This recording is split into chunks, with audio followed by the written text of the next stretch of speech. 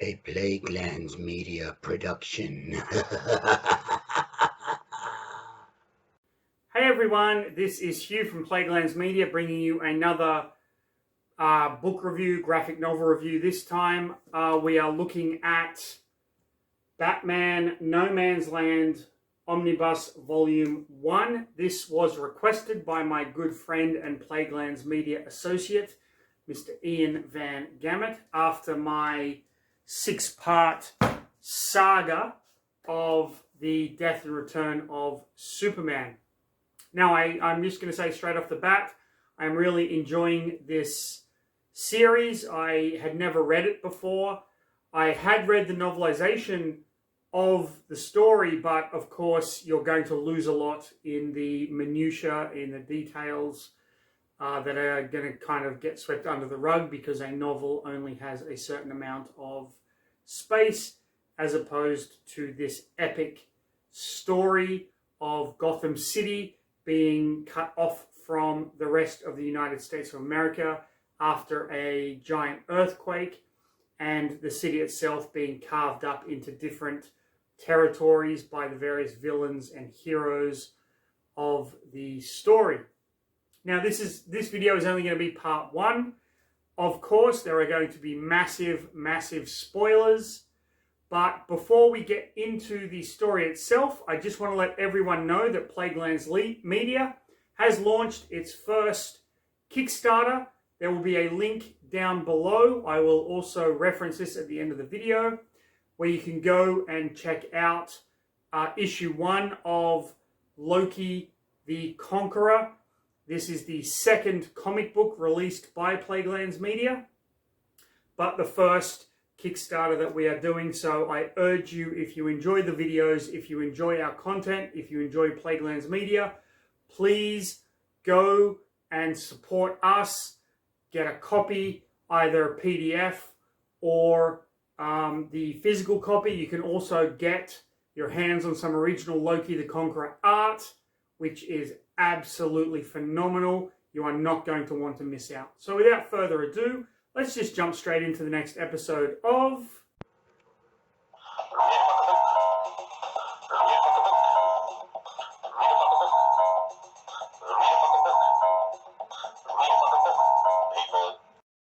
So this is Batman No Man's Land Omnibus, Volume 1. I apologize for the noise in the background. The washing machine is on, but it is quite fitting because this is a story of the earthquake that basically cut Gotham City off from the rest of the United States. So you can see just by opening it up, like how many issues are in just Volume 1 alone of this story. So let's jump straight in. We start with No Man's Land, No Law, and a New Order. We have the military have kind of cut off Gotham City from the rest of America. They're basically protecting the broken bridges to make sure no one goes in or comes out. And a priest is trying to get supplies across using a drone that gets shot down. The supplies fall into Gotham City where they are picked up by various people. We have fruit, cookies, sandwiches. People are just kind of running rampant now. They steal stuff from everyone else. There's no law here. And then we see that the Gotham City Police Department, pardon me, has tagged the wall. So we know that this is their district. We have another tag here. S for Scarface, who is the dummy controlled by the ventriloquist, a hugely underrated Batman villain, in my opinion, but one of the better ones. I really enjoy the ventriloquist and Scarface. And so we can see as well, we get this idea that the Penguin is always looking to trade, At this point, I believe Gotham City has been cut off for about 3 months now, and the Penguin is the most legitimate businessman, if you can actually say that about the Penguin. And he holds auctions for things like fresh fruit, even if it has had a bite taken out of it, he takes his cut. And there we see Gotham City. So to get everyone a little bit up to speed, a massive earthquake has hit Gotham City and the bridges are down. Gotham City is basically now an island away from the United States, and the government has ceased bothering with it, and they've basically said it's no longer a part of the United States of America. We move to Oracle in the clock tower. For those of you who are not familiar with Oracle, this is Barbara Gordon, the daughter of Commissioner Gordon. She is in a wheelchair. She was very famously shot by the Joker in Alan Moore's fantastic graphic novel, The Killing Joke. I urge everyone to go out and read it, or barring that, wait for me to get a copy and I will just read and review it on the channel. She goes on to found what is known as the Birds of Prey, which is a collection of female superheroes, all part of the Bat family, of course. They did make a television show. It ran for 13 episodes. Critically underrated. It was one of the best Batman TV shows out there at the time. So she is in her clock tower, and she is just kind of recording what is happening, which is basically exposition for the reader to let them know that Gotham City has been cast off from America and that it's been broken up into different territories. She has her informants that constantly call in to let her know what is going on. We can see here that Jeremiah Arkham, who ran Arkham Asylum after the earthquake hit, let everyone out. So you have Scarface, Two-Face, Mr. Zsasz, the Joker, Clayface, Poison Ivy, Killer Croc, and they all took their own piece of Gotham City. Here we have the map. I'm sorry, it's on its side. That basically tells you who controls which territory in the city. Poison Ivy, of course, has Central Park and so on and so forth. So you can see here, like, Two-Face has his part, Killer Croc has his part. This is Black Mask, Scarface, Poison Ivy, Huntress, who was part of the Birds of Prey. If I'm not mistaken, Huntress is the daughter of a gangster who decided to go against her family, but I might be mixing up her origin story. I'm not too familiar with the character. And of course, Joker and the Penguin. And we just see how various people are just kind of trying to survive in this lawless Gotham. It's kind of like a dog-eat-dog world here. We get a little bit of information on what happened to Batman, who is not in Gotham at this point. We can see Bruce Wayne has tried to convince the government to aid Gotham City, but he failed to do so. We get Robin, Nightwing, and Superman, who are all kind of trying to help. We see that it's just completely lawless. Like, these people are attacking a family. They're like, please don't hurt my baby. And someone comes down from the shadows to stop it. And we see that it is a cop. And that this area is under protection from the Gotham City Police Department. At this point, a few of the police officers are kind of discussing, do you think it was good that we stayed? Do you regret the decision? And whatnot. We have Commissioner Gordon, who obviously has stayed. We have his wife here, Sarah Essen. This is his second wife.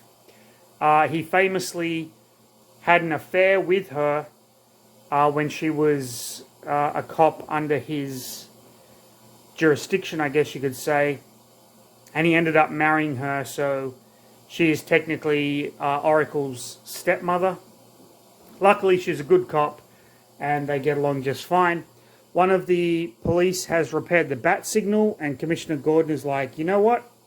Fuck him. He's not going to help us. He can go fuck himself. And he smashes it. He doesn't need any help.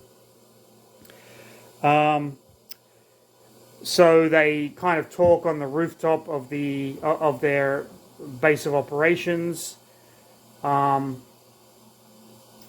Sarah is trying to kind of convince people that, you know, it's good that you stayed. Everything is A-okay.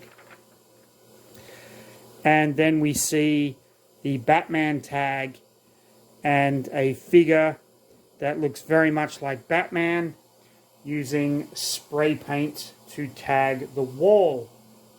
Could it be the real Batman? Well, the picture on the next page pretty much tells you that it is not. And once again, I apologize for the noise in the background, but I do need my clean underwear, so deal with it. Okay.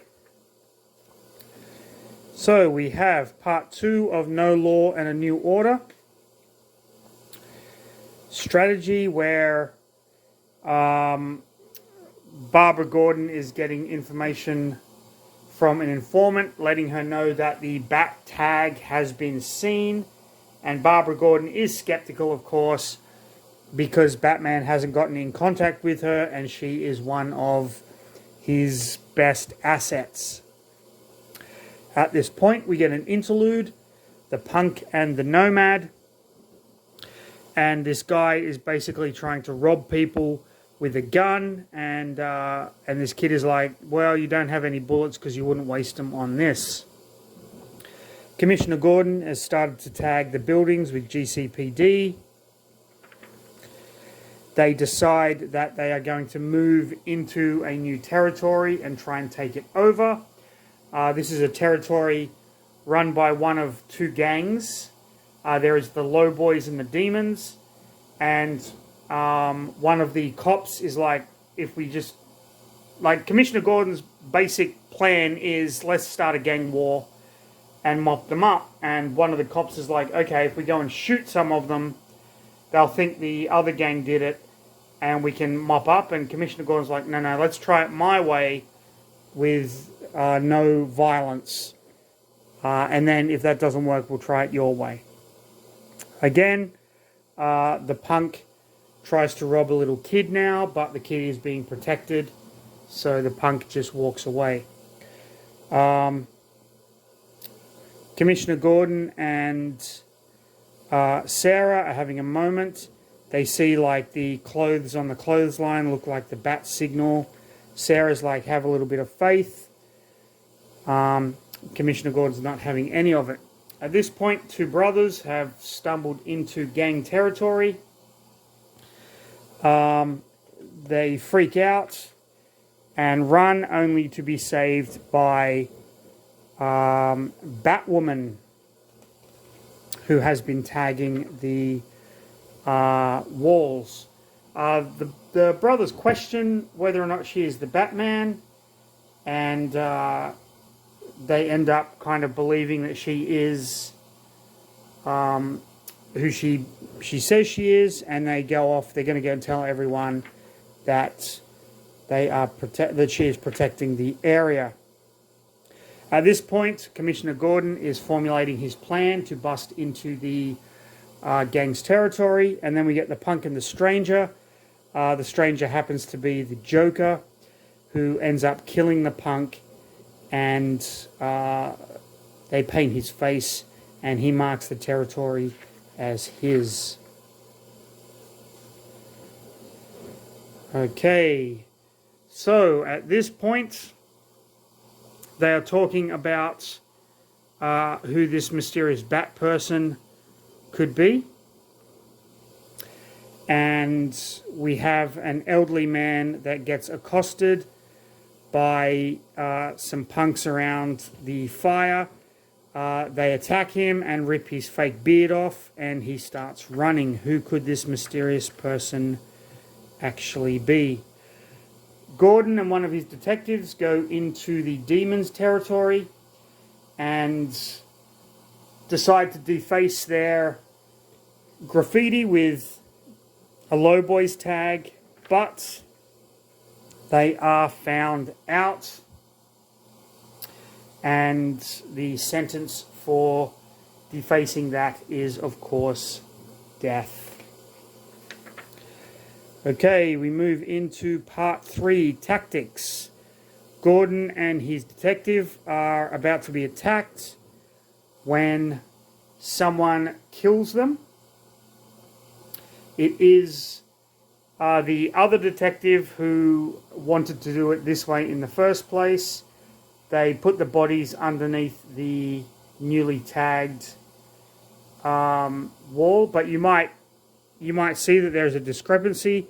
In the other issue, this was on the other side of the wall, so whatever. He calls out, "Demons, come out and play," which is a reference to the film The Warriors, which is a fantastic film. And then they kind of try to start a gang war. Later on, Commissioner Gordon is in bed with his wife, and he's having some doubts as to what they did. We get another shot of Oracle. At this point, it's day 93, and she's just reporting on how the gang war went and how many casualties there actually were between the demons and the low boys. We now have the man who's about to be thrown off the bridge, the same elderly gentleman as before. He's been captured, and they are about to execute him. And as he's thrown from the bridge, Batman comes down and saves the day. And we discover that that man was actually Alfred in disguise. Batman is back. Alfred was doing reconnaissance work the whole time. Batman apologizes that he came in a little late, but that's all good. And we find out that Batman has kind of safe houses all through the Gotham City sewers, so he and Alfred can go down to their makeshift Batcave.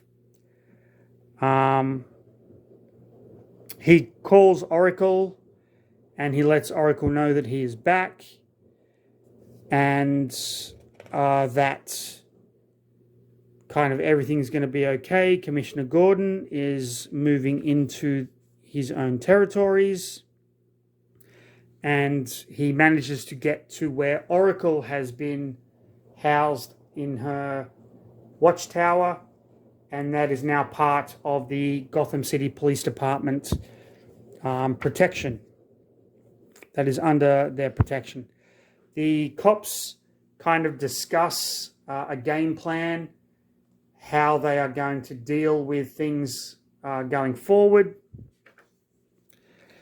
And one of the cops calls out the gangs in the area by executing one of their men, which Commissioner Gordon doesn't agree with, but it has happened. At this point, the person who has been tagging the bat symbol around is confronted by Batman, who basically lets her know that he is back, but she is pretty skeptical and is like, you needed help I gave you help, just kind of deal with it, because Batman is very famous for not accepting offers. Okay, we move on to part 4 of No Law and a New Disorder, where Alfred and Batman are in their makeshift Batcave. Batman has started using the same idea as Batwoman and has been using spray paint to tag his territory. Commissioner Gordon, again, is still skeptical of all of this. At this point, Scarface has been going around defacing these, and Scarface has pretty much declared war now. So Batman decides to go after Scarface. He busts in to Scarface's kind of hideout,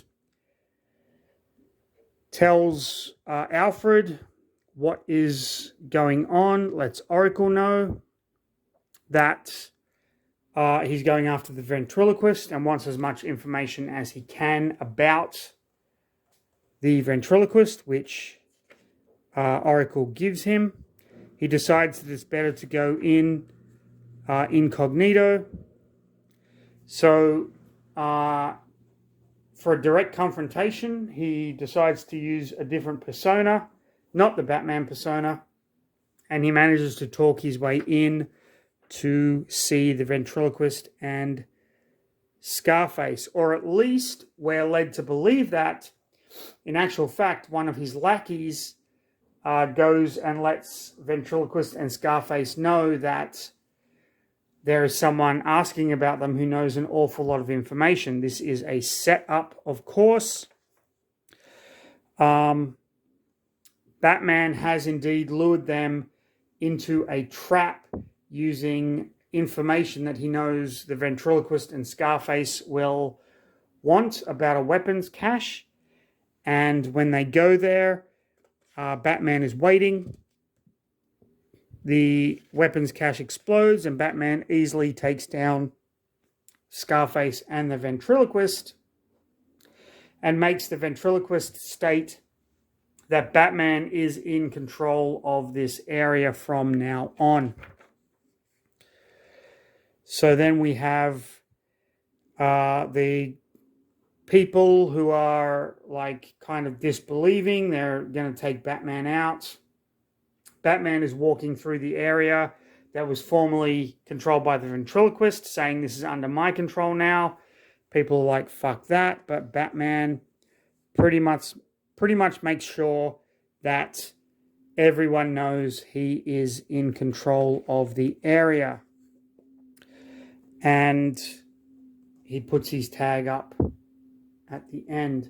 Thus ends the first part of the No Man's Land storyline or story arc. We then move into Azrael. Now, Azrael is a character that I honestly don't know that much about. The only thing I know about Azrael is his alter ego is John Paul Valley.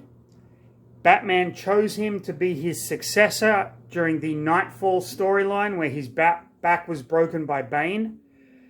And he is a member of like an order of assassins that had been brainwashed. Okay, I'm going to tell you this straight up. The whole thing sounds fucking ridiculous.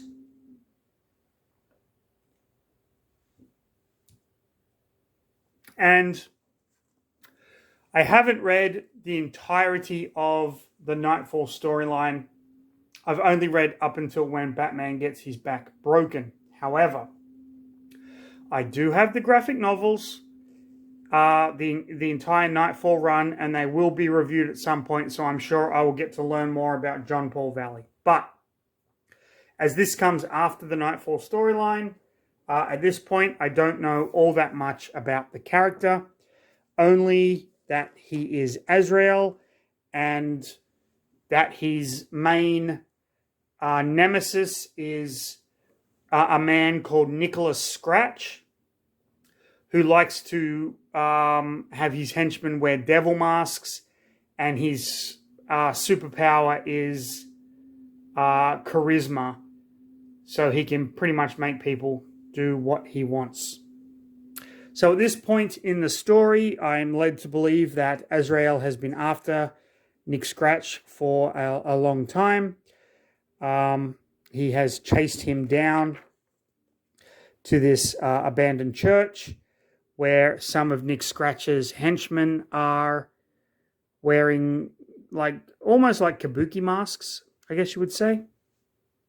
He makes short work of them, and he heads down where he finds a guy in a kind of a hidden chamber who is trying to hide from Nick Scratch. So you're led to believe that Azrael is kind of protecting this guy. And they have like a little bit of a back and forth.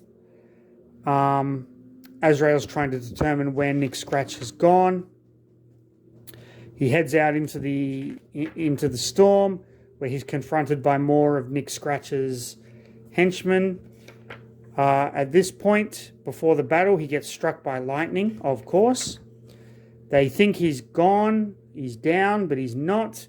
And he gets up and he makes very short work of them in a fantastically drawn fight scene. I really love the way these panels are laid out, by the way. And then he goes to where they said Nick Scratch is and discovers that there is a note saying, Azrael, I thought you might get this far. Sorry I missed you. Gone to Gotham City. See you there. ?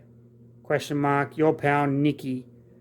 And that is the end of that. Okay, we move into the second story arc in No Man's Land, where we have Batman kind of doing his thing and tagging the walls. This is called Fear of Faith. This is part 1.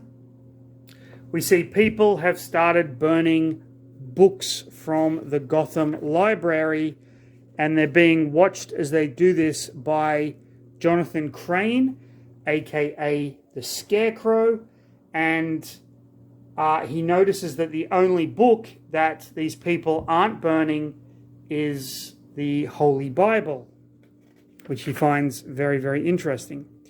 We are then introduced to Father Chris. Father Chris is a priest who has kind of made a refuge for people in his church. His one rule is that he doesn't want to be affiliated with any of the gangs, so he doesn't want protection from anyone. His followers say we should create a tag. He's like, we're not going to do that, but they make a dove tag, the Dove of Peace.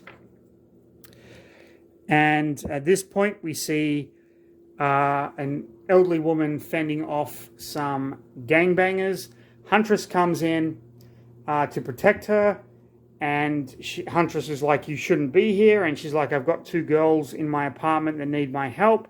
Huntress basically says, those girls are junkies, they don't need anyone's help. And the woman is like, you know what, fuck you. Everyone deserves help. At this point, we have some gangers that are headed to the morgue. The reason they're going there is because a lot of the bodies in the morgue have bullets in them. They're going to collect the bullets to reforge them so that they will have ammunition. One of the gangers is like, I don't like this idea. This is a bad idea. And he fucks off. And then Batman arrives. So we definitely know it's a fucking bad idea. Huntress sees that one of the gangers has gone to Father Chris. Batman confronts her. Huntress and Batman have a little bit of a back and forth here where he acknowledges that sometimes her tactics haven't always been right, but he appreciates her help. Okay, now we are back at the GCPD. Commissioner Gordon is talking about how They have kind of stepped up, but there is more work to do. He is trying to take a break in one of the jail cells because they have actually taken back the Gotham City Police Department. They've taken back the building. His wife comes in and says, "You've got to kind of slow down." He's like, no, it's all good. At this point, he talks about Father Chris. He wants to offer Father Chris protection. Sorry about the noise in the background. He wants to offer Father Chris protection, but Father Chris has pretty much said no every time. Huntress goes into the church and talks to Father Chris and realizes that Scarecrow is actually in there. He has sought refuge. Huntress, knowing what Scarecrow is like, says that this is a bad idea. Father Chris shoots her down and says, "Listen, everyone has the right to feel safe, but at this point, we don't know what Scarecrow is up to." We can see Scarecrow wandering through no man's land. Here, he finds a dead rat, or he finds actually a rat, I should say, and puts it in a sack. And at this point, we see that there are rats eating the food supply at the church. And you kind of get the idea that Scarecrow has set this up, that he is kind of behind what is happening at this point. He's trying to turn Father Chris away from doing what he's doing. Batman comes along and sees Batwoman. The gangs still kind of tagging things. The cops are fighting amongst themselves, but Commissioner Gordon breaks it up. We have Oswald Cobblepot, the Penguin now. Father Chris has gone to him because he's in desperate need of food, seeing as the rats ate his food supplies. This was all part of Scarecrow's plan. The Penguin says, "I can give you the food that you need, but in return you have to hide some weapons for me at your church," to which Father Chris reluctantly agrees. The gang member that kind of fled the morgue before Batman arrived is at this refuge. He's playing games with the kids. Huntress is keeping an eye on the Scarecrow at this point, and we see that there is another priest here. A rabbi has come to talk to the priest, and they talk about the reformed gang member. Batman has kind of come after this gang, and he kind of busts through the wall where they are staying. They have the idea that the weapons are at the church. They're going to go and get them. Batman is like, that's not a good fucking idea. At this point, the house where all the gangers are starts to collapse and catches on fire. Batwoman goes in there and tries to help rescue some of the gang members. With Batman, Batman saves her, but the gang members have escaped. Father Chris is in the basement of the church with the weapons. Scarecrow comes down and sees him, says, "Don't worry, I will keep your secret, that's fine." Huntress goes to confront the gang members and lets them know that the gang member that left the group, Mikey, he is off limits. They are to stay away from him even though he deserted them. To which they agree. Scarecrow convinces Mikey to go and talk to Father Chris. He tells Mikey that Father Chris has the weapons, and in a kind of a roundabout way, Mikey believes that Father Chris wants him to go to his former gang and ask for protection. So Mikey reaches out to his former gang members, lets them know what's going on, but ultimately they end up shooting him and calling him a traitor, which is all part of Scarecrow's plan. Scarecrow actually wants to cement this seeds of doubt and mistrust in the people that Father Chris is protecting. As we can see here by this exposition. Huntress gets Mikey to the church, but they don't have enough medical supplies. At this point, Scarecrow is still trying to turn the crowd. Huntress seeks out Batman and says, listen, there's this gang member. He's a former gang member. He's been shot. He needs your help. Batman's still a bit distrustful of Huntress, but agrees to go and help Mikey anyway. And he takes Mikey across town to Dr. Leslie Tompkins. Now, for those of you who don't know who Leslie Tompkins is, she is one of Bruce Wayne / Batman's oldest friends. She is a doctor who was there when Bruce Wayne's parents were killed. She kind of helped him out. And she is one of the few that he trusts and knows his secret. So Batman ends up taking Mikey there. And Leslie does her best to try and save him. All the while, the Scarecrow is still sowing seeds of doubt and mistrust through the refuge that Father Mike has set up. Batman asks Leslie Tompkins why she stayed, and she said she stayed in Gotham for you, Bruce. At this point, Commissioner Gordon has reached out to Father Chris, but Father Chris is not having any of it, mainly because of the weapons that the Penguin has stashed in his safe house. Batman goes to confront Oswald Cobblepot, the Penguin, sets a bomb when the Penguin is being less than forthcoming. The Scarecrow is documenting everything. He's writing a letter to the Huntress, and he eventually goes to see the gang members,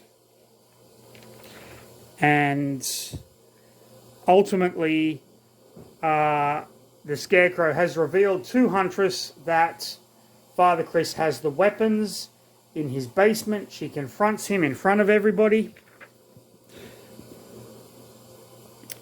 Gordon is lamenting how the meeting with Father Chris went. Scarecrow is again pushing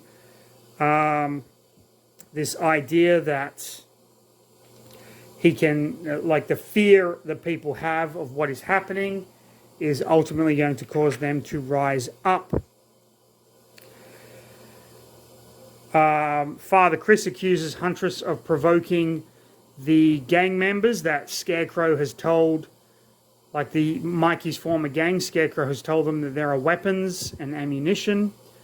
Huntress goes out to confront them, and Scarecrow just starts to rile up the crowd at this point and is trying to get the two sides to fight one another out of fear.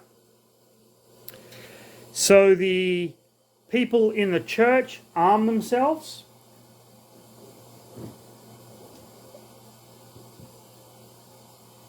Once again, really sorry for the background noise. It's fucking annoying. And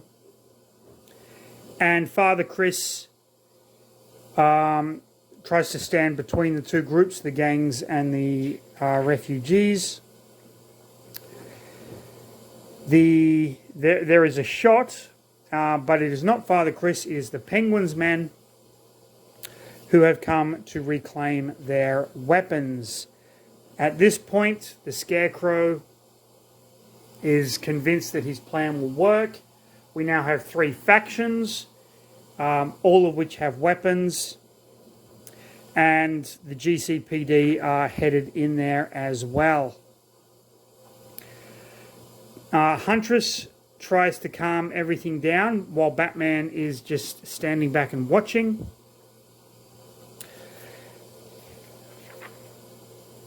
And in the ensuing firefight, one of the gang members is shot,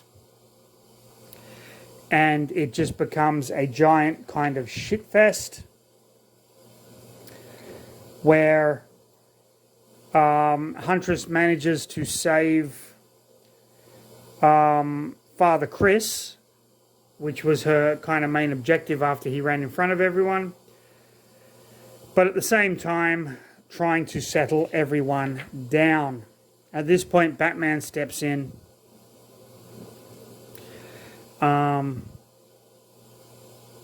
And Commissioner Gordon sees for the first time that Batman is back, but he really doesn't give a shit.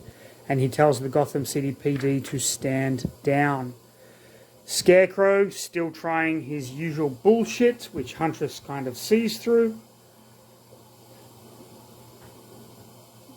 And the refugees turn on Scarecrow, to which Huntress steps in and ends up saving him. They take all of the weapons and just throw them in the river under the watchful eye of Father Chris, which pisses off Oswald Cobblepot. At this point, the Scarecrow, whose plan has failed, is despondent. He burns his Scarecrow uniform, and Batman finally confronts Batwoman and lets her know that, like, this is the way things are. He takes her to one of the Batcaves, lets her know that there's more of them, and we're under the impression that there's one in Arkham Asylum. That is the end of that storyline, but we will jump straight into the next Azrael story, The Devil Down Below. Now, I thought this was a really cool issue. What we have is a woman and a man on top of a building, and underneath is like a killer who is waiting for them to basically kill them. Azrael has come to a port because this is the only way Nick Scratch can get into Gotham. At this point, we realize that Nick Scratch, with his powers of charisma, was the one that basically made the government, or forced the government, to stop helping Gotham City and to make sure Gotham City was no longer part of the United States, which, for a character that I'd never heard of, that's a big fucking deal. So Azrael is at this harbour, and he meets a woman who is trying to get into Gotham City because her daughter is trapped in there. The daughter, of course, being the woman we saw at the beginning, this woman here. She is there with her boyfriend, who basically treats her like shit and tells her that, you know, everything that's happened to them is her fault. Azrael discovers a way to sneak onto the boat. He sets a car on fire to distract the guards. And he and the old woman manage to get on the ship where they hide as the ship is headed into Gotham City. He knows that Nick Scratch is on this ship, but at the moment he is more into protecting the old woman. The old woman's daughter and her fiance, boyfriend, whatever, have an argument, and he says, fuck it, I'm going down there, and ultimately he gets butchered by the bad guy, leaving the woman all alone. On the boat, the elderly woman, this girl's mother, basically lets Azrael know a little bit of the backstory about how her daughter left, and her father, or her husband, took it very badly and was very sick. the boat lands.